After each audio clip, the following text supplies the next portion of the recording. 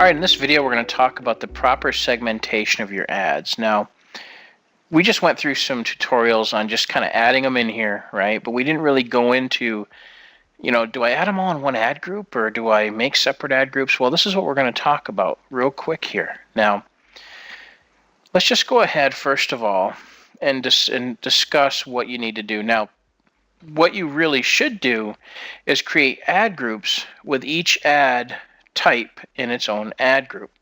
And there's really a big reason for that, okay? The big reason is that way you can bid separately on different ads, because typically one specific set of ads or type of ad rather will convert a lot better or differently than another type of ad, okay? Now, you could go really crazy and create a new campaign for whatever type of ad you're using, but typically you're better off just creating different ad groups and putting those ads in it. So let me show you what I'm talking about here. Now, as you can see, this is the ad group that we've been using, and we've got our expanded ad in here, we've got our image ads in here, and we've got our responsive ad in here, okay?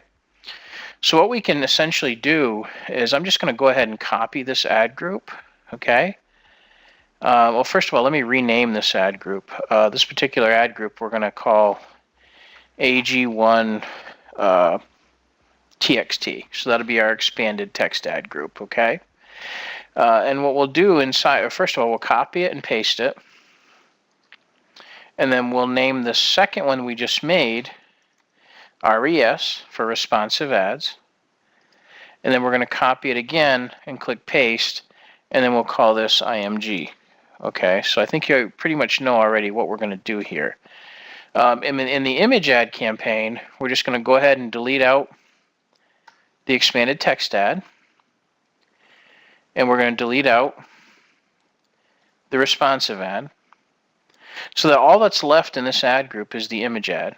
Okay, image ads, I should say.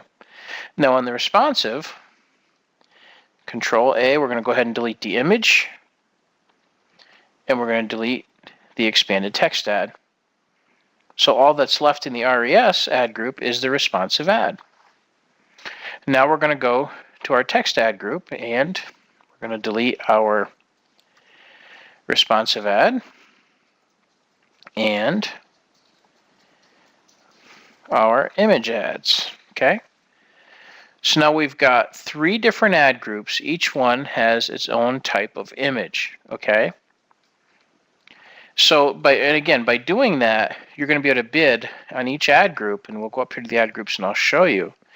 So each ad group will be able to bid. So let's say image ads are typically not going to convert as well. We can bid, 30 cents, okay?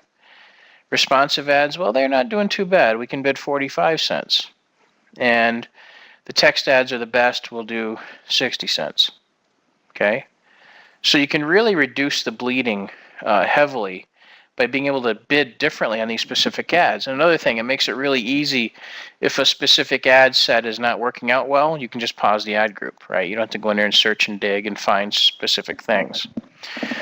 Now, one other thing when you're creating your ads, particularly your image ads, and I'll go in here and show you, is it makes it really easy to search for underscore for what if you label it with an underscore letter or number or something. It'll allow you to search really quickly in the interface as well as an AdWords editor for that specific ad set.